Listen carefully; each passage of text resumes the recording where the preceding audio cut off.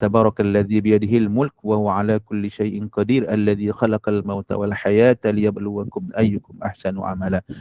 Iaitu Tuhan yang menjadikan mati dan kehidupan, kematian dan kehidupan.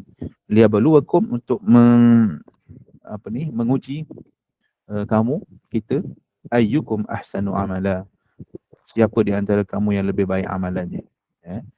Jadi sebagai seorang mukmin, sebagai seorang muslim, sebagai seorang hamba Allah, kita ni sebenarnya tidak ada pilihan.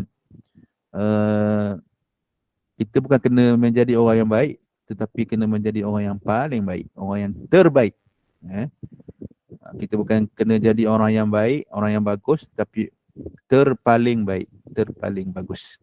Jadi inilah tuntutan surah ni. Begitu. Jadi kalau kita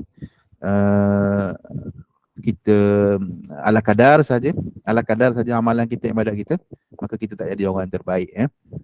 Dia macam orang yang berniaga, bekerja, usahawan.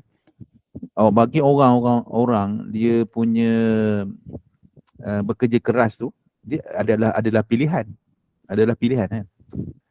Maka nak kerja keras ke tak nak kerja keras ke, itu kita boleh pilih. Tapi bukan untuk orang yang nak berjaya. Kalau orang yang nak mencapai kejayaan, kerja keras tu bukan pilihan, tapi ia satu kewajipan. Begitu. Begitu juga dalam amalan sunat, apatah lagi amalan wajib. So kita sebenarnya tidak ada pilihan. Kita kena buat yang terbaik.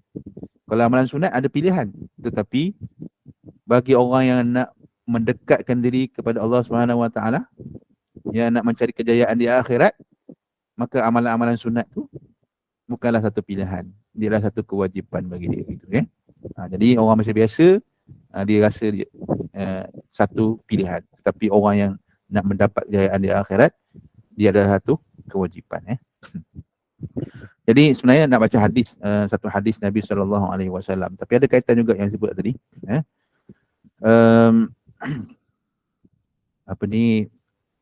Kita kat dunia ni, dan doa kita, tujuan hidup kita redha Allah.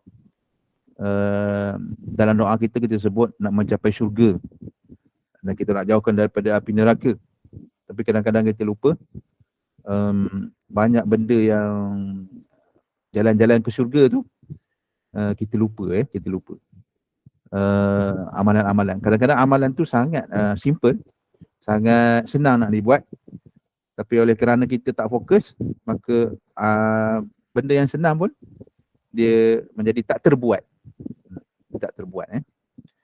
Jadi saja saya nak baca satu hadis Nabi SAW. Saya bacakan dia punya matanya. Ya ayuhan nas, ini satu ketika Nabi sampai ke Madinah, ada orang-orang menyambut Nabi SAW. Maka yang pertama ucapan Nabi ketika sampai di Madinah ialah ya ayuhan nas afshus salam wa at'imut ta'am wasilul arham wasallu bil lail wan nasu niyam tadkhulul jannata bisalam. Kali baca, ya ayuhan nas afshus salam wa at'imut ta'am wasilul arham wasallu bil lail wan nasu niyam. Ni ada 4 perkara. Wan nasu niyam tadkhulul jannata bisalam.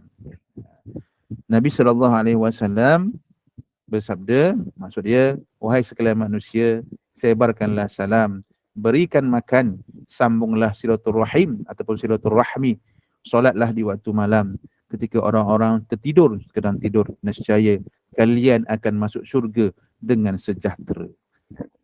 Rupanya masuk syurga ni ada 2. Ada yang sejahtera, ada yang tak sejahtera. Maksudnya sejahtera ni mungkin mudah lah. Jadi ni ada 4 amalan yang Nabi janji, kalau kita lakukan dengan istiqamah, dengan konsisten, maka tujuan ataupun jalan kita ke syurga itu dimudah. Kita masuk syurga dengan aman, masuk syurga dengan mudah, gitu. Apa dia? Pertama, afshus salam, sebarkanlah salam. Dekat sini kata para ulama yang mensyarahkan hadis ni, perkataan yang digunakan afsus salam ni maksudnya bukan ucapkan salam tetapi sebarkan salam. Afsus salam ni bukan ucap tetapi sebarkan salam. Sebarkan salam tu maksudnya ialah kita mengucapkan salam sesama Muslim, tak kira kepada orang yang kita kenal dan orang yang tidak kita kenal. Sebab sekarang dia punya trend ataupun dia punya budaya yang tak bagus, tak sihat, ialah kita kalau kita jumpa dengan orang sekenal saja kita bagi salam, tapi orang yang kita tak kenal walaupun sesama Muslim kita berat nak bagi salam. Sedangkan Nabi SAW dalam hadis yang lain dia sebut yang maksudnya apa? Yang maksudnya orang yang paling, Nabi tanya, nak tahu tak siapakah yang paling lemah sekali? Yang paling lemah sekali ialah orang yang malas nak berdoa. Nabi kata, siapa yang paling lemah sekali? Orang yang paling lemah sekali ialah orang yang malas untuk berdoa. Ada je alasan tak sempat, nak cepat, tak hafal doa. Yang kedua, Nabi tanya, nak tahu tak siapa yang paling bakhil? Nabi cakap, orang yang paling bakhil sekali ialah orang yang kedekut memberi salam. Orang yang paling bakhil sekali ialah orang yang paling kedekut memberi salam. Gitu maksudnya. Jadi, macam mana amalan Rasulullah SAW beri salam dengan para sahabat? Rupanya Nabi SAW dengan sahabat, mereka walaupun dalam satu hari tu mereka berjumpa banyak kali, walaupun tadi dah jumpa 10 minit, 5 minit, tapi bila berjumpa kembali Nabi akan bagi salam. Nabi akan bagi salam semula. Gitu Dan dalam satu hadis sebut mereka berjalan gitu, kadang-kadang berjalan tu ada pemisah macam dinding ke ataupun ada pokok ke. Bila berjumpa balik ke depan, maka Nabi bagi salam balik. Walaupun dalam tempoh masa yang sangat sekejap. Begitulah betapa hebatnya kalimah salam tu. Sampai Nabi galakkan kita untuk menyebut walaupun dalam kadar kekerapan yang banyak. Gitu. Tapi kita sekarang ni meremeh-remehkan salam, meremeh-remehkan salam. Jadi mulai hari ni, maksud saya sendiri, kadang-kadang kita ambil mudah pada salam ni, kita kena hidupkan balik memberi salam. Hidupkan balik perbuatan ataupun amalan memberi salam. Salah satu daripada kebaikan dalam kita mengamalkan memberi salam ni ialah Nabi kata dalam hadisnya, la tadkhulul jannata hatta tu'minu wa la tu'minu hatta tahabbu awala adullukum ala syai' idza fa'altumuh tahabbabtum afsus salam bainakum. Nabi kata tidak akan masuk syurga sehingga kamu beriman. Tidaklah kamu dipanggil orang beriman sehinggalah kamu berkasih sayang.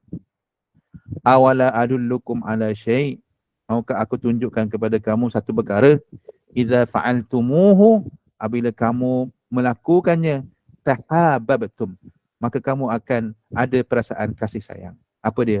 Afsus salam bainakum, adalah kamu menyebarkan salam di antara kamu. Jadi orang yang paling mulia sekali dah orang yang di antara kita ialah orang yang mula memberikan salam. Apatah lagi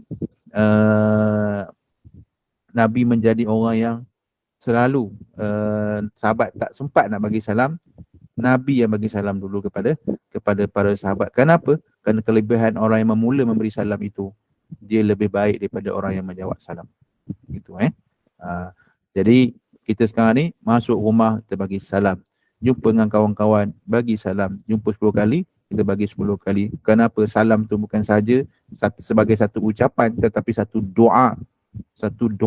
Assalamualaikum, kesejahteraan, selamat dan kesejahteraan ke atas kamu. Jadi doa ni bila diucap banyak kali, kita tak tahu mana satu yang makbul. Dan doa ni pula dia punya sifatnya, apabila kita mendoakan orang lain, maka doa itu akan kembali, kebaikannya itu akan kembali kepada kita balik. Maka semakin banyak kita memberi salam, semakin banyaklah kebaikan yang kita akan dapat. Jadi ini satu perkara yang selalu kita abaikan itu memberi salam. Salah satu daripada kunci untuk kita masuk syurga. Yang kedua apa? Yang kedua tadi ialah wa at'imut ta'am, adalah kamu memberi makan kepada orang. Memberi makan pada orang ni banyaklah, lebih-lebih lagi orang-orang yang sangat memerlukan, ataupun memberi makan kepada tetamu, ataupun memberi makan kepada jiran-jiran. Maksudnya menjamu makanan. Kenapa? Makan ni orang suka. Makan suka. Dan makan ni pula ada orang yang memerlukan, kadang orang lapar dan sebagainya. Jadi kunci untuk masuk syurga yang kedua, masuk syurga dengan selamat, masuk syurga dengan aman, ialah kita memberi makan kepada orang. Banyak-banyaklah kita memberi makan. Dan memberi makan ni dia tak akan tidak akan mengurangkan harta si pemberi makan. Dalam satu hadis qudsi, Allah Subhanahu wa taala berfirman seperti mana dia khabarkan oleh Nabi sallallahu alaihi wasallam, anfiq yunfiq alaik. Hendaklah kamu bernafkah, memberi nafkah ataupun memberi infak, maka kamu akan dipermudahkan rezeki kamu. Anfiq yunfiq alaik. Begitu Jadi jangan takut untuk kita memberi makan. Buatlah sebagai satu amalan, tak banyak, sikit tapi dalam keadaan yang konsisten. Dan yang ketiganya ialah wasilul arham, iaitu menyambung silaturahmi. Kata ulama, silaturahmi kat sini maksudnya yang ada hubungan pertalian rahim, maksudnya adik-beradik semua itulah, saudara mara. Bukan sesama muslim, itu tak panggil silaturahmi. Silaturahmi ni yang ada pertalian. Jadi bila kita nak menyambung pertalian ni, terutamanya yang paling afdalnya ataupun paling pentingnya ialah apabila kita dalam keadaan berselisih faham. Jadi kalau dalam keadaan biasa tu biasa je lah, tetapi bila kita berselisih faham, terjadi pergaduhan, tak bertegur apa lama, maka orang yang menyambung kembali silaturahmi itu, maka dia adalah orang calon syurga.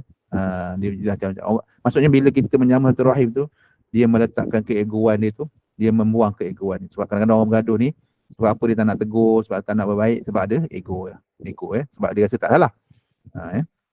Jadi orang yang menyambung silaturahmi yang telah terputus, maka dia ialah orang yang membuang ego ni.